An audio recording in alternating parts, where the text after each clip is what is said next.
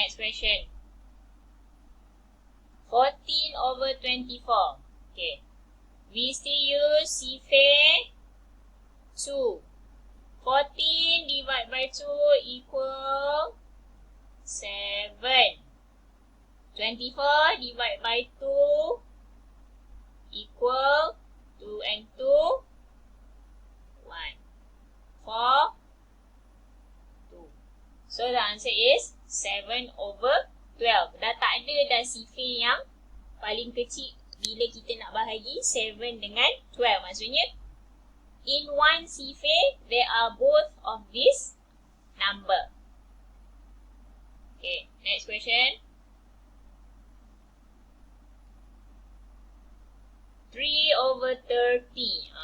Ni kalau dah hafal CFA ni senang. 3 and 3. We can see. Use CFA 3. 3 divided by 3, 1. 30 divided by 3, 10. 1 over 10. Next.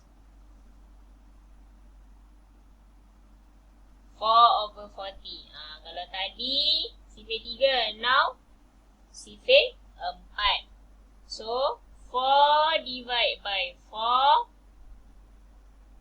equal 1. 40 divided by 4 equal 10. Look. Ni tak ada kosong, so bawah kita tambah kosong. Okay. Alright. Remember, for the number that have 0 and 5, usually they will be in CFA 5. So, 10 divided by 5 equal 2. We have write this in the example in the beginning. Okay. 45 divided by 5 equal 9. 2 and 9 boleh kecilkan lagi? Tak boleh. Next. Okay. You can also write like this in solving the question.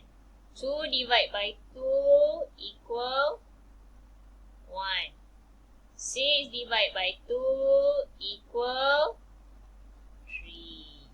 Ni maksudnya kita kecilkan like this. Tapi biasanya you can do like this if you have memorized the CFA. Okay? Okay. 5 and 5. Remember. CFA 5. 5 divided by 5 equal 1. 15 divided by 5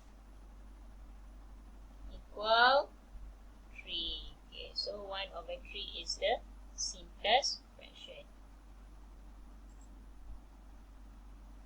45 and 5. Okay, CFA 5 lagi. 45 divided by 5, 9. 50 divided by 5, 5 and 5, 1. And then plus 0. So, 9 over 10. Next. Okay. Alhamdulillah, that's the end. The last question. So, to master this kind of exercise, you must memorize your CFA and practice. If you make mistake, don't give up, keep trying. Okay? That's all from me. Try do the next stage by yourself. Okay? And keep memorizing your CFA. Remember, CFA 2 until 9. 2, 3, 4, 5, 6, 7, 8, 9. Okay? That's all from me. Thank you. Assalamualaikum warahmatullahi wabarakatuh.